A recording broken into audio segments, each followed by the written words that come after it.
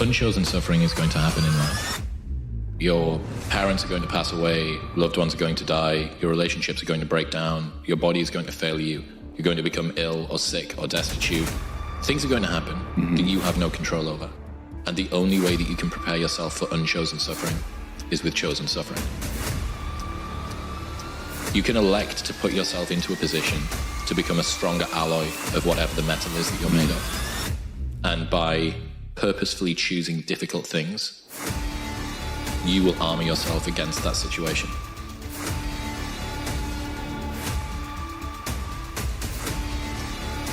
Happiness is an emotional response to an outcome. If I win, I will be happy. If I don't, I won't. It's an if-then, cause and effect, quid pro quo standard that we cannot sustain because we immediately raise it every time we attain it. You see, happiness demands a certain outcome. It is result reliant. And I say if happiness is what you're after, then you're going to be let down frequently and you're going to be unhappy much of your time. Joy, though, joy is a different thing. It's something else. Joy is not a choice. It's not a response to some result. It's a constant. Joy is the feeling that we have from doing what we are fashioned to do. You can have more than you've got because you can become more than you are. That's the challenge. And of course, the other side of the coin reads, unless you change how you are, you'll always have what you got. This is something you attract, not something you pursue. Success is looking for a good place to stay. So instead of going after it, you work on yourself. Personal development. See, the major question to ask on the job is not what are you getting? The major question to ask on the job is what are you becoming? Motivation is a feeling that comes and goes, and it doesn't matter whether it's there or not. Discipline is infinitely more important. No matter how you feel, get up and do what you're supposed to do. That's it. And that's discipline. That's not motivation. If you only did what you were supposed to do when you were motivated to do it, that's leaving it to chance. But if you're disciplined, you go do what you're supposed to do. That's the way it works. And many people go through life never getting in touch with their greatness because of the lack of motivation to push themselves, or because they have not found something that they believe to be worthwhile to challenge them. I heard a poem once that said, many a flower has bloomed unceasingly and wasted sweetness upon the cold desert air.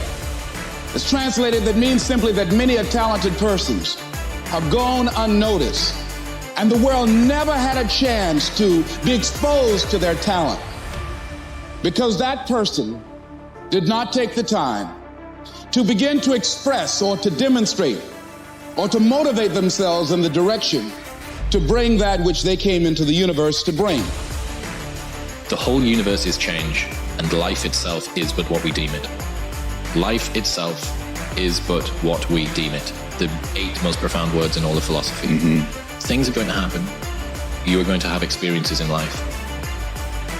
Almost all of the important impacts of how those experiences change you are going to be the story that you tell yourself about what that experience means. There are moments in your life where problems seem as big as a mountain.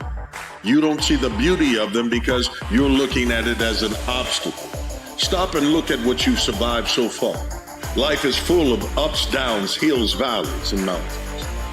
And when you do so, you will become a mountain of a man, a mountain of a woman, a mountain of a dreamer, a mountain of an achiever. But you've got to believe that somehow everything that you are going through is developing you for something greater.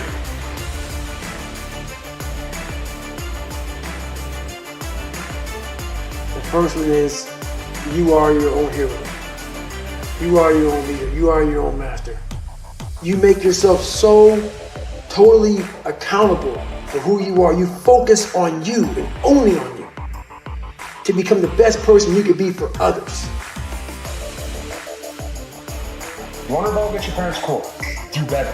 You want to rebel against society? Cool. Rebel by working harder than everyone else. That's the best form of rebellion. Sure, you can go and rebel against them by cutting school, not studying. That is a form of rebellion. And guess what? You're the one that loses. So instead of doing that kind of rebellion, rebel by winning. Rebel by getting smarter. Rebel by getting stronger. Rebel by working harder. That's the kind of rebellion you should do.